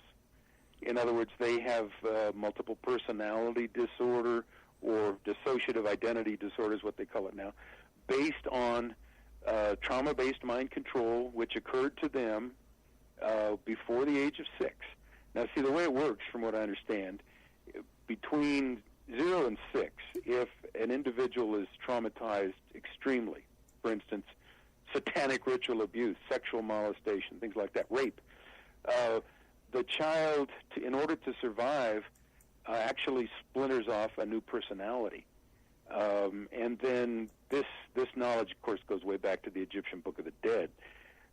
Then that new personality can be named and given an identity, and then can be controlled with triggers and whatnot. So then you could set up a Manchurian Candidate type person, or a courier, or a sex slave, or whatever. So between 0 and 6 is when this intensive trauma-based mind control happens to kids, and has in the Illuminati families apparently for many centuries. And then after 6, if a person is exposed to great trauma, then they get post-traumatic stress disorder or shell shock, which is it's a different response to extreme trauma. But this what happens between the age of 0 and 6 is exploitable, so that a trainer or a handler or a psychologist, if it's MKUltra, can actually program a whole series of altered personalities or sub-personalities. Okay, well, again, this was done in universities, done in hospitals in the 50s and 60s. And who knows how many victims there are in this country of these programs, because this is highly classified. This was very, very top secret. Now the word's out. But again, the cults have been very useful for continuing these projects, Heaven's Gate, things like that. Again, the ultimate goal is to control people and to enslave them. And this is coming from people at the top who don't have the best interest of humanity at heart, it would appear. It's funny. You mentioned the Heaven's Gate. Did you know that the landlord for that home in Heaven's Gate cult was the same landlord for some of the 9/11 hijackers? There you go.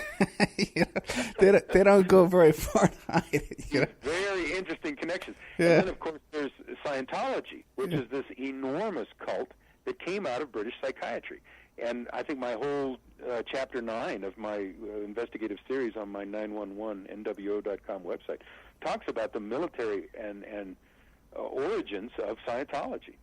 And again, but somehow or another, this L. Ron Hubbard guy, who was in the Office of Naval Intelligence, but also associate of Aleister Crowley and Jack Parsons, who was this occultist in Southern California and Pasadena, who formed the Jet Propulsion Laboratory. So it all gets very, very hairy in the sense that, who's what, and then you look at Jeffrey Dahmer and some of these, as I imagine if you've interviewed Dave McGowan, some of these serial killers, they're coming from nice backgrounds, good families. What happened? Very curious. Well, Dahmer had a satanic altar in his apartment. He had a what? A satanic altar in his apartment. Yes. Well, yeah, and I'm sure he had a number of personalities, too. But somehow along the way he became Satanized, and, of course, who knows if someone was controlling him, because that is part of the system where you have, these multiple personalities, DID, which I think we now see, there's a lot of talk about people like this, say, being in acting and music and things like that, they have their handlers who can trigger them from one altar to the next, and then oftentimes they will have amnesia barriers in between the different personalities so that they don't even remember what they did. So it's as if, okay, a lot of this is going on in the subconscious, and the psychologists, the psychiatrists who develop these programs with the CIA, they're scientists. They figured out how to do it, and of course they were taking a system which has been around with the occult for a long time, but now the occult had moved into intelligence operations that our taxpayers pay for. So we're in a weird situation, and especially with the cults, because who knows exactly what's going on with the cults. There's a Sabud cult was apparently associated with the McMartin situation, that preschool situation in Southern California. The Sabud cult, comes from this teacher in Indonesia or something like that, But once you get a cult, then they're a team, and it's kind of them against the world, and they can be manipulated and programmed to fulfill certain functions, I think. And I scratched the surface of it in my paper there, enough to be very wary of the cults. But then the CIA comes back in order to protect itself, and it sets up the false memory syndrome group, saying that everybody who claims to be traumatized when they're a kid, they have false memories, and they set up the Cult Awareness Network, which is supposed to monitor the cults. So, they're playing all sides, and that's the world we live in now, with operatives, and I heard Jay Dyer use the word lifetime actor, people who are acting, Well, some people are getting paid to act, So. Yeah, back to Dahmer, it was interesting that there's a story about him that when he was a teenager, they took a school field trip to Washington, D.C., and he went over and got on a payphone and arranged some kind of private tour. I don't think it was the White House. It might have been like Congress or something. But he was able to arrange some kind of private tour. I had another guest on the show, too, Mayor Jim Rothstein, who was a former NYPD detective, who said that Dahmer had connections to the Process Church cult. Have you done any research into the Process Church? Oh, yeah, that's a big one. Now we're talking, Manson and Helter Skelter and race wars, and that, of course, overlaps a lot with David McGowan's work down in Laurel Canyon. And it relates to the CIA, MK Ultra. It relates to Manson, of course, was in jail most of his life, but he could easily have been a victim of mind control himself, and then turned out to be the handler of others.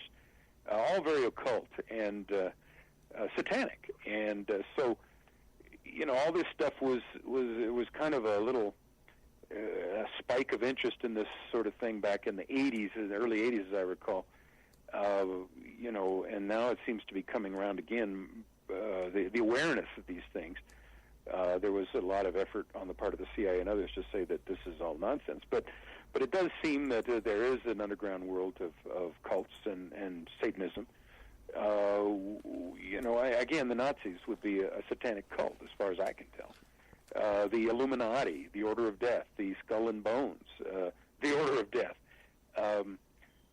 These people get satanized, and that's tough.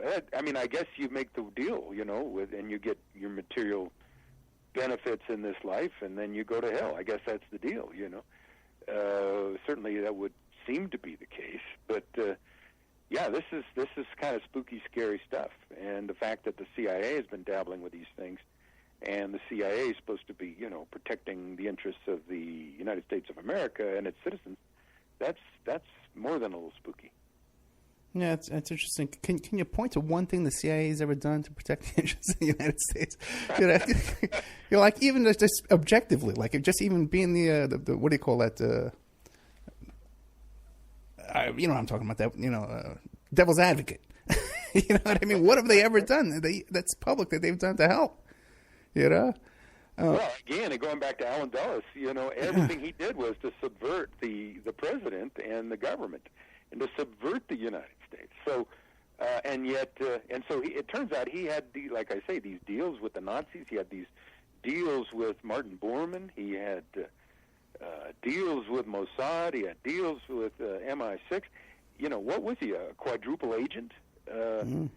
He's not representing the United States. He's representing all these different interests, you know, or he's above them and coordinating them. I don't know. It's a very confusing scenario. There's a book that came out by David Talbot just now called The Devil's Chessboard, which is about Dulles. But I've got about, I guess 40 or 50 books right in my own personal library that, you know, reference him. And so through all these different books, I'm getting a picture of what, you know, what the man did in his life, which is absolutely astonishing. Yeah, David was supposed to come on the show. And every time you mention Dulles, I cringe because we had to cancel at the last second. And it really bugs me. I've been trying to get him back, and I've never been able to do it. So every time you mention Dulles, I'm like, you know, because Talbot was supposed to come on the show. Now, you think they're obviously doing this stuff, the pedophilia, the satanic ritual abuse, they're doing this. Do you think they're really getting power out of this, or is there some other type of motive that they're doing it for? Yeah, well, wealth, power, you know, I think, you know, anything you want. I mean, supernatural power. Are they gaining some type of supernatural power out of these blood sacrifices and the stuff that they're doing?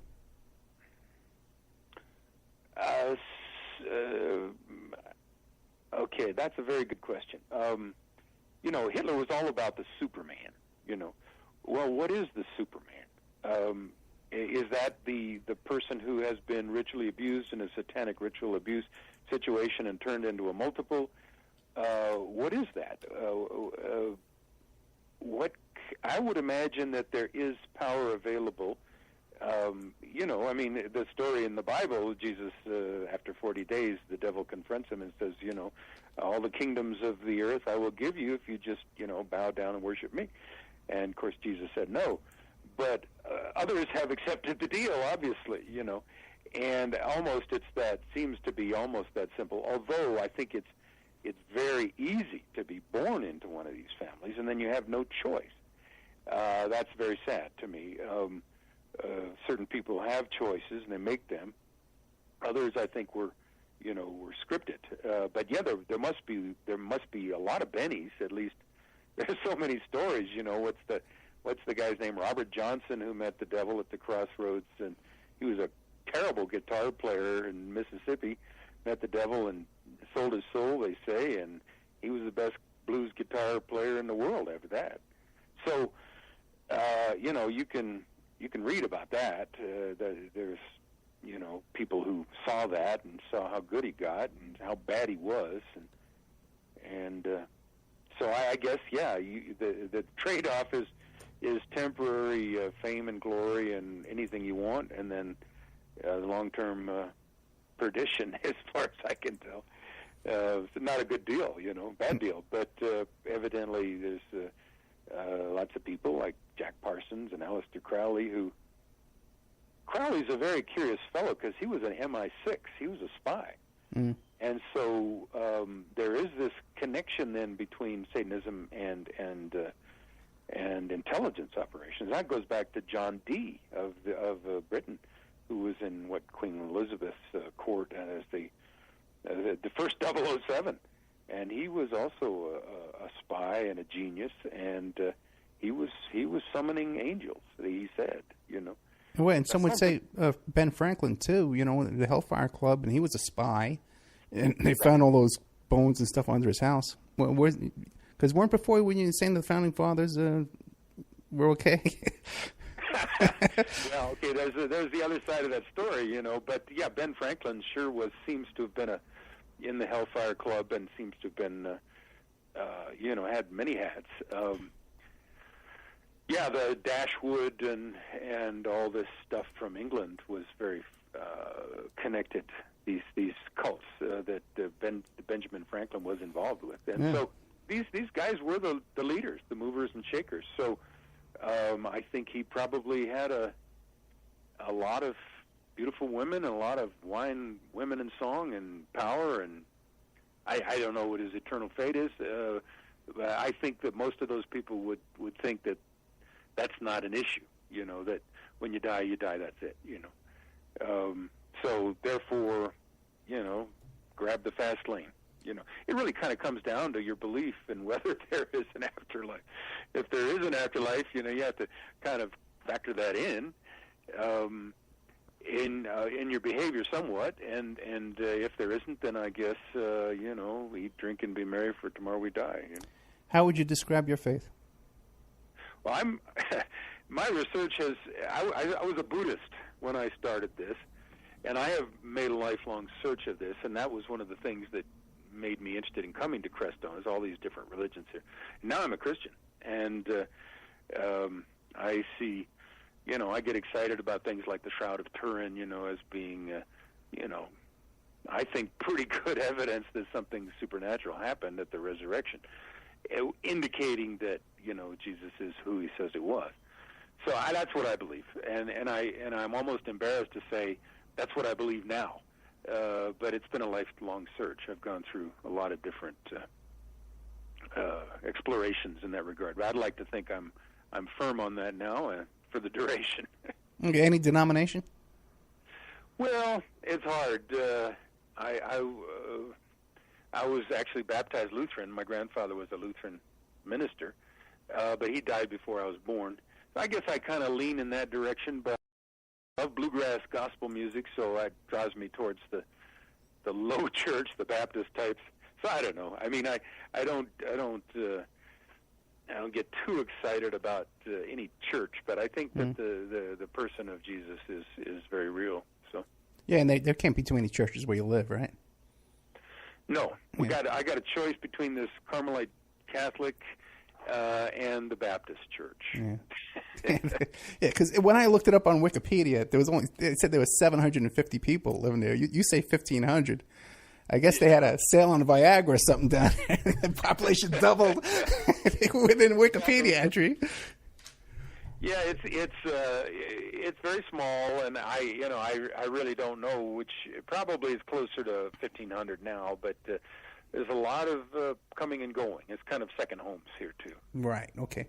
Now, also today you mentioned several times that you're not selling a book. And how do you make a living now? You're retired, just live off a pension? Yeah. Okay. I was 30 years in academics, and so I have enough coming in. California is a lot more expensive than where I live in Colorado, so I have enough here. Gotcha.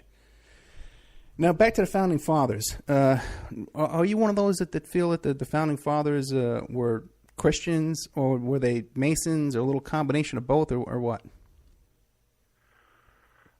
I think a combination. I think there was a lot of Masonic influence.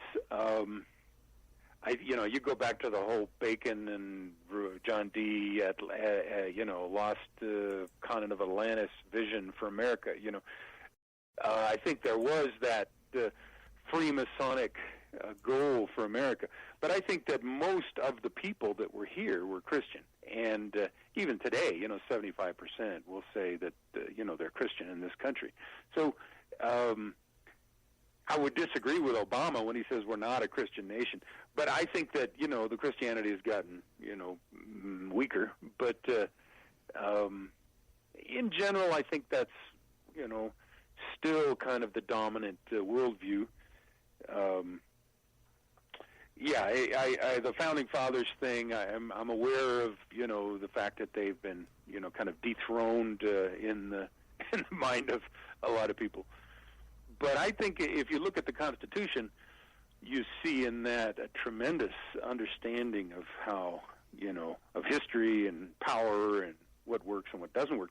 And remember, it was Ben Franklin who came out of the Constitutional Convention, and a lady reporter said, "Mr. Franklin, what have you given us?" And he said, "A republic, if you can keep it." So I think right now we're right at we're fraying. The republic is fraying badly. But I think it's potentially, if we could get our politicians, on board to enforce the laws and represent the people, I think, the structures are good. It's just, who do the politicians represent? Do they represent the 1% extremely wealthy, or do they represent the 99%?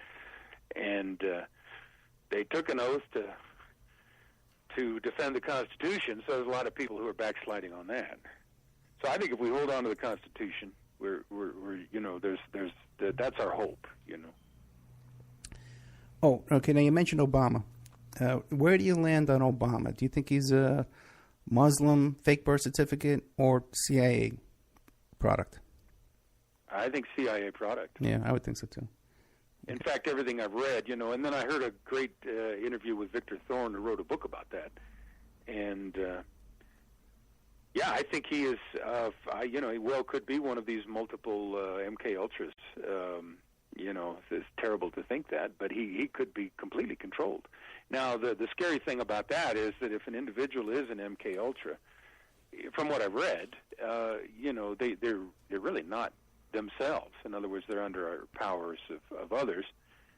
Almost they don't have a soul. It's very scary to think that humans have this power over other humans. I mean, it's one thing to have a slave. It's another thing to to take away that person's identity and soul. That's much worse, I think. And that's interesting because sometimes you do meet people like that. Just you could just tell there's something inside them that's just dead. Not even that they're a bad person or an evil person. Right. There's just something missing. There's just something missing there. Now you said Victor Thorne wrote a book about Obama being CIA. Yeah, something about the Obama plot. Okay, the plot of Obama or something like that. I could email you the reference, but it is I did transcribe something like that on my website, so I know it's on my website somewhere. Victor Thorne's been very busy writing about these things. He wrote a book about 9/11 and a number of things. But he's written a book about Obama, and I've heard him on interview, and he's makes a pretty good case. Okay. Yeah, we got to get him on. Now, what about, I know, we're kind of going all over the place, right? But what about, you got the History Channel now, right? Which is pretty much turned into the Ancient Alien Channel 24/7. What do you land on that? What do you think about that? Have you looked into it? I read certainly a lot about it. And, of course, a lot of these UFO cults, I think, are... Well, of course, that gets into the question of the UFOs themselves. But I think the UFO cults, like the Ray Aliens and things like this, Scientologists, the Heaven's Gate, I think a lot of these are CIA cults or cults of other stripes that, are fairly dark. In terms of the ancient aliens and all that stuff, I would be brought up, I guess, more or less with the academic view, which is... I believe in evolution. Which puts me at odds with the Baptists. But I do think that humans did evolve, and I don't see any need for any beings from other planets to come here. Even though the fossil record is pretty spotty, seems like the first humans, really the Homo habilis about 2 million years ago, and then Homo erectus about 1 million years ago, and then Homo sapiens about 200,000 years ago. Us, Cro-Magnon, and I don't see the aliens coming and making us a slave race and all that stuff. To me, that gets over into the area where I'm just not comfortable. Yeah, and you mentioned UFOs. Where do you land on that? Well, I've read a lot of things on that. I've read that some of them are made in America. I've read that the Germans had a flying saucer during World War II, and of course, Joseph Farrell is always talking about their tremendous, scientific, military discoveries that they developed that we didn't have. I guess I would be. Well, I told you I'm a Christian. I think that there are powers and principalities, and I think there are demons. And I think these abductions, it could be mind control, military abductions, could be CIA mind control, could be powers and principalities in cooperation with the CIA. I don't know. So I'm agnostic on those things. What about yourself, Ed? Pretty much the same thing. It's hard to say without there's just so many possibilities. Like you said, could be man-made, could be otherworldly, could be demons. Like you said, fallen angels. Because fallen angels in the Bible, where'd they go? What's going on? They existed at one time. They could have all perished in the flood. So who knows?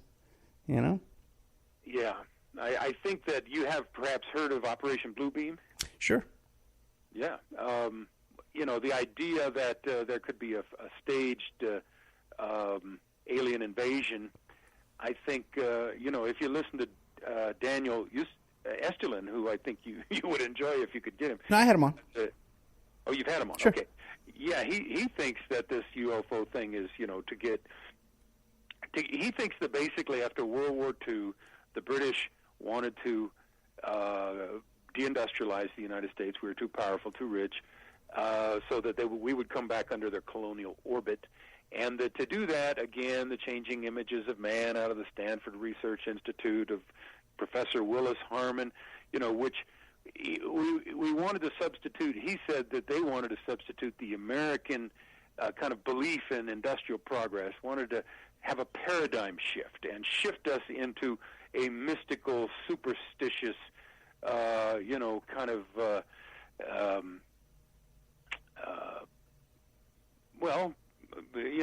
into the Eastern mysticism stuff. That would be more kind of the Crowley thing. And that this is a lot of what the counterculture was about, and of course that feeds into David McGowan's work in Laurel Canyon. The idea was to pull us off of our rational scientific industrial progress, which was the basis in large part for our wealth, and get us into this kind of passive tune in, turn on and drop out kind of mentality to all take drugs. And the CIA knew that LSD was psychosis producing and a weapon of war. They'd done 15 years of research on it before they dumped it on the American youth, which is my generation. This is the Aldous Huxley Brave New World, I think, that they've been trying to get happen, so that we would embrace our servitude. We're just so zoned out that, we don't want to stand up for our republic. I think that, that the UFO thing kind of feeds into that. If you start believing in these wacko, crazy things, I'll sell you a bridge in Arizona, or whatever, or a short beachfront property in Arizona, whatever. I think it's, again, pulling us away from being the world's power. Again, it comes, I think, down to wealth and power. And these would be techniques, and I've noticed how many lives it's destroyed. So I'm not particularly fond of the people who came up with these ideas, and I can name them, and on my website certainly do. And when I can, I show pictures of them. I mean, to me, this is all these people should, if we could try them and lock them up, that would be the right thing. So you would advocate for the United States of America to be the dominant world power? Well, we've done no good. Well, this is what we've done, of course. I mean, that's kind of a different question. We have been the world power. Yeah. I don't think we've done a very good job of it. I mean, you look at Allen Dulles and all the coups and all the assassinations. There was this sense that, after World War II, that all these third world countries were going to get, become nationalistic. Well, the Dulles brothers and the elite made sure that didn't happen. They came into the American orbit, and of course, Soviets had their orbit. So yeah, it's all.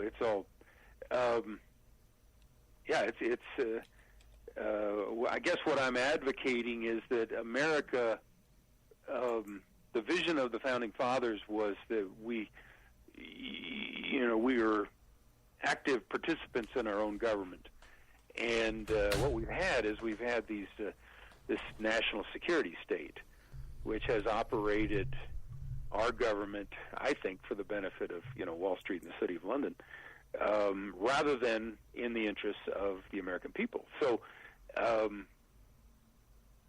I could be wrong about that, and again, I'm a physical geographer. You know what? The show's ending. Real quick, what do you want to leave us with? You got like 30 seconds.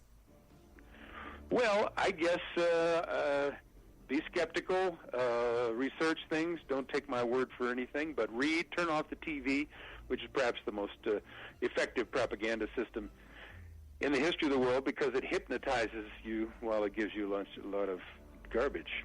That would be my point. I think we need to read. I think we need to get back to reality.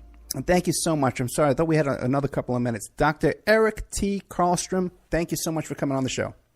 Oh, thank you, Ed. It's been a pleasure. Thank you. Okay. Bye-bye.